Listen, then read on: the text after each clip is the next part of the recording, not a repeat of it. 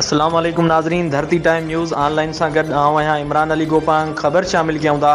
कंडियारे का रिपोर्ट गुलाम अब्बास पीरजादो। आगा खान लैब कंडियारो में फुर की वारदात ते अमर इम्तियाज़ एडवोकेट पाची स्टाफ की सार लधी। कंडियारो अज सुबह 10 वगे कंडियारो में कायम आगा खान लेबार्ट्री में हथियार बंदल घिरी स्टाफ मेंबरन के यरगमाल बनाए फुर कई। बुधायो पे वने तो 3000 की फुर थी है। फुर दौरान स्टाफ मेंबरन लैब रिपोर्टू वठण लाए आयल मरीजन के पिण आगा खान लेबार्ट्री के वॉशरूम में वाड़ियो वो।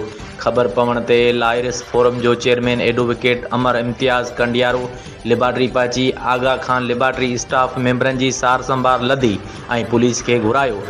कंडियारो पुलिस देर से पाती CCTV कैमरान में रिकॉर्ड थियल हथियार बंदन की वीडियो रिकॉर्डिंग तफ्तीश लाए पुलिस पांजी तावील में वठी छड़ी है।